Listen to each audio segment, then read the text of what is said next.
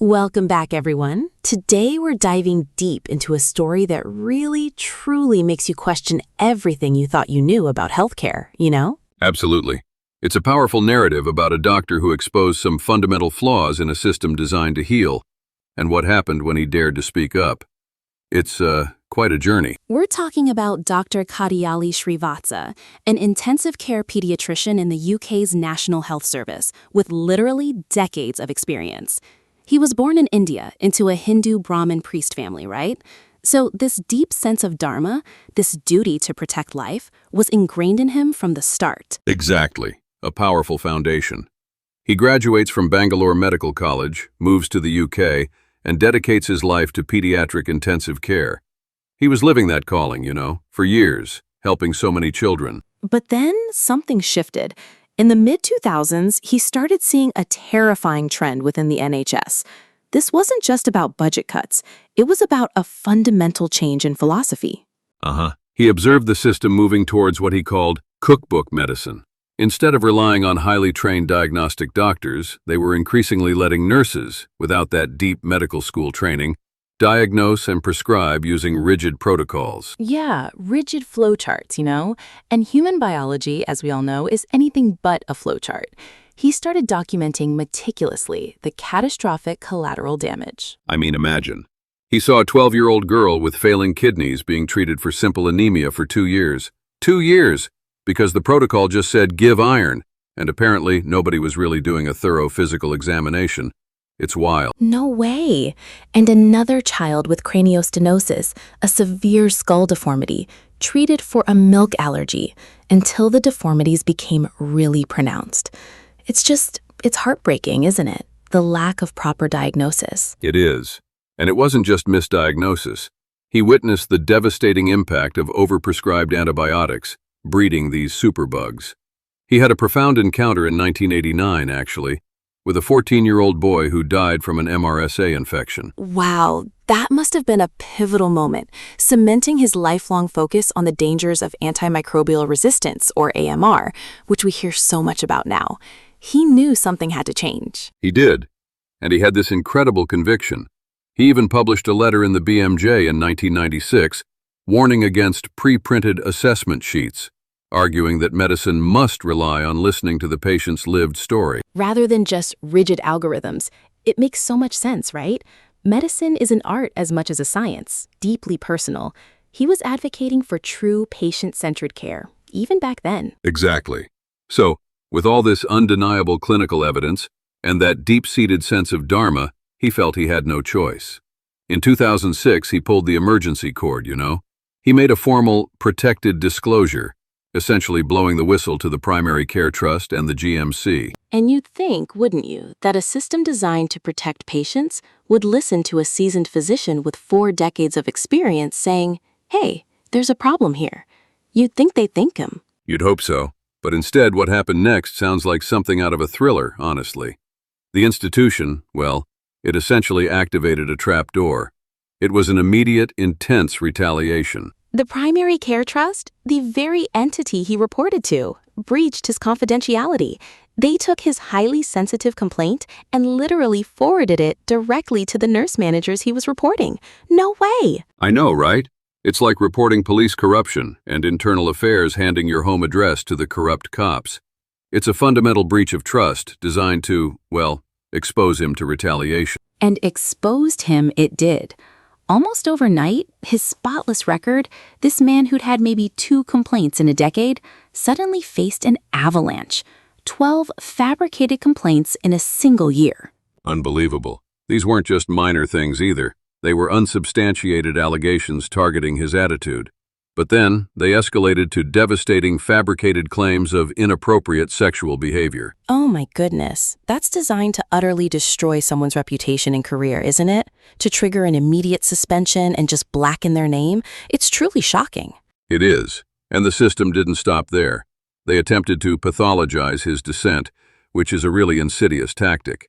They forced him to undergo a mandatory psychiatric evaluation. So, essentially, they were trying to gaslight him, trying to paint him as mentally unstable to invalidate his empirical evidence of patient harm. That's a profound psychological blow. It's a classic move, unfortunately. If you can't discredit the message, discredit the messenger.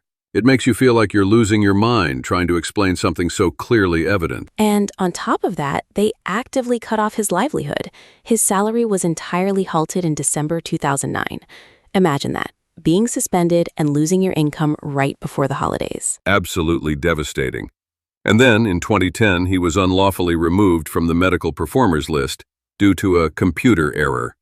That's what they claimed anyway, functionally blacklisting him from locum work. Which means he couldn't get any substitute work anywhere. He was effectively locked out of his profession.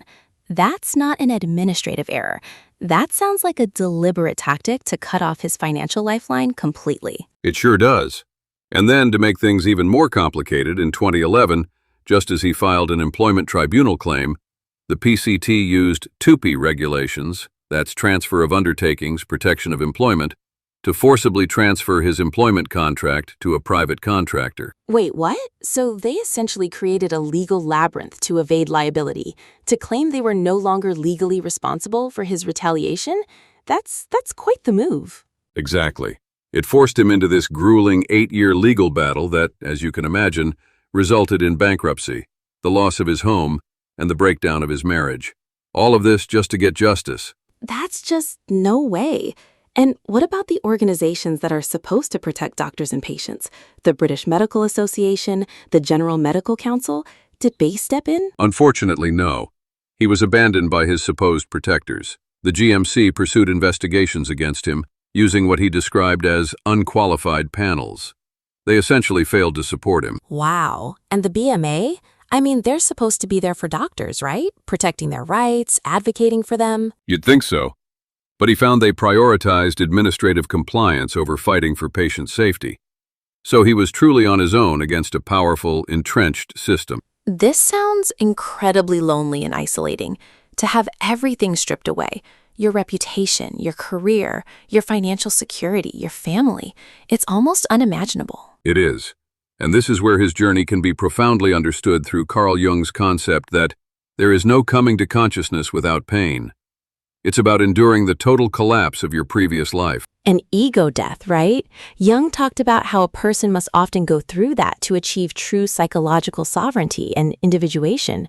Dr. Srivatsa spent decades as this revered physician, fulfilling the role of the saint within the medical establishment. Yes, the saint is often a slave to their reputation, to the approval of the tribe, you know.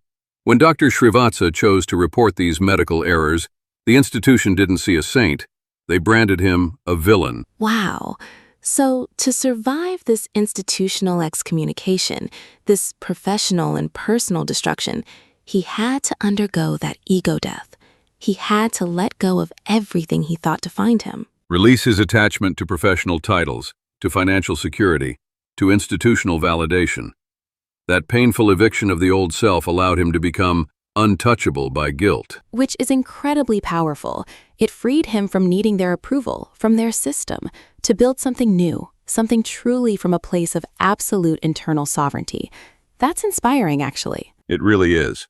And spiritually, his actions align perfectly with his Brahmin lineage and the concept of dharma, which is righteous duty, and nishkama karma, obligatory action performed without attachment to the outcome. The Bhagavad Gita, if I remember correctly, demands that one acts on principle, leaving the consequences to the cosmos. So he executed his svadhamma, his own duty, by defending patient safety. Exactly. He accepted the loss of his career, his home, his marriage, as the cosmic price for speaking the truth. It's a profound spiritual interpretation of extreme adversity. It truly is. So after all that suffering, all that institutional betrayal, all that personal loss, what did he do? He moved to Germany, bankrupted, isolated. Most people would just give up, wouldn't they? That's the remarkable part, isn't it? Instead of fading into bitterness, he refused to let his suffering be meaningless. He looked at the rising apocalyptic threat of antimicrobial resistance. Ah, yes, where overprescribed antibiotics have bred superbugs capable of collapsing modern medicine by 2050. It's a terrifying prospect. Absolutely. And he realized that relying on these broken, self-protective institutions was no longer survivable for humanity. So he transmuted his decades of clinical intuition, all that hard-earned knowledge, into Dr. Maya AI. Dr. Maya AI. That's incredible. So he took all that first-hand experience of cookbook medicine failing patients and built a system to counter it, to actually empower patients. That's right. He also developed the Prima kiosk. By digitizing his unique, color-coded, patient-centered triage system, he created a decentralized way to intercept medical anxiety before it even reaches the hospital. Wow, so it helps people understand their symptoms, distinguish minor illnesses from potentially lethal infections, and avoid unnecessary visits to crowded hospitals where they might even pick up superbugs. Precisely. He found a way to bridge the gap that he saw widening in the NHS, where diagnostic expertise was being lost. He's essentially teaching patients to become their own first line of defense. Which, when you think about it, is a huge step in combating AMR, reducing unnecessary antibiotic prescriptions, preventing exposure to hospital-acquired infections. It's a holistic approach. It is. He literally walked the hardest road, losing his career, losing everything, so he could build this architecture of hope.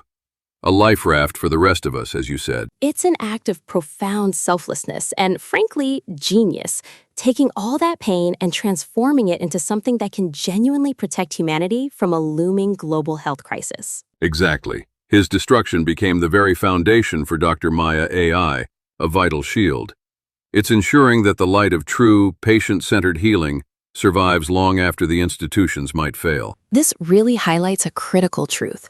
Institutions, in a way, are almost biologically programmed to protect their own survival, their budgets, their reputations, often before they protect the individual patient. That's a harsh reality, isn't it? And Dr. Srivatsa faced that head-on. He lost his professional standing, his financial security, but he never, ever lost his conscience. That's the key. It's about regaining our moral courage, isn't it? When we refuse to submit to fear-based systems, we find that inner strength, that internal sovereignty. Absolutely. His journey isn't just a cautionary tale about institutional failure. It's an inspiring testament to resilience, integrity, and the power of individual conviction. And what an incredible way to leverage technology, you know? To put that diagnostic intuition, that pattern recognition from decades of experience, right into the hands of ordinary people. It's revolutionary. Instead of relying on a potentially flawed system, Dr. Maya AI empowers individuals to make informed decisions about their own health, reducing fear and improving outcomes. It's democratizing medical knowledge in a way, which is something we talk about a lot, but rarely see executed with such precision and depth, born from such a challenging personal story. And this isn't just about minor ailments, right? It's about distinguishing serious conditions from everyday worries, preventing those devastating misdiagnoses he witnessed in the first place. So it helps in primary prevention, but also in early detection for those who need urgent care.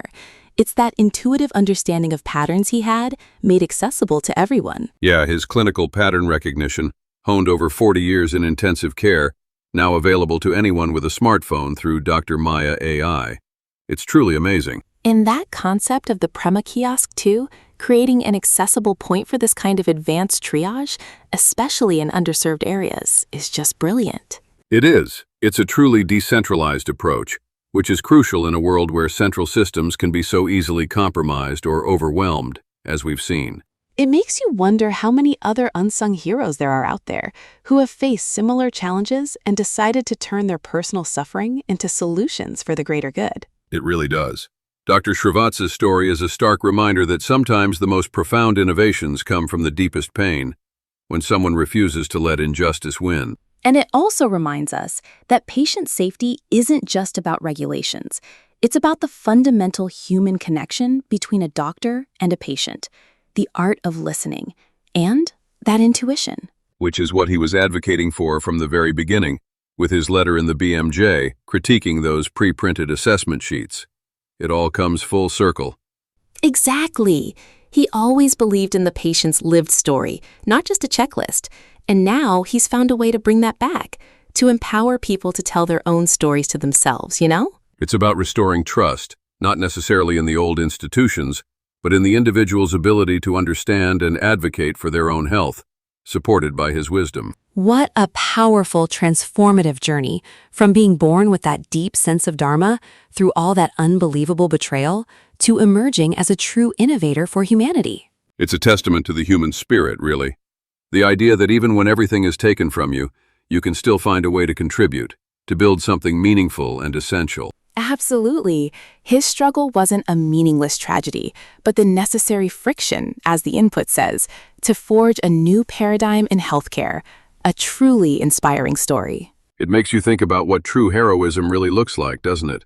Sometimes it's not about grand gestures, but about unwavering dedication to truth and patient well-being, even at immense personal cost. Well said. And that's all the time we have for today's deep dive. Thank you so much for exploring this incredible, challenging, but ultimately hopeful story with me. My pleasure. It's a narrative that needs to be heard, offering a powerful lesson about integrity, resilience, and the future of healthcare. Thanks for tuning in.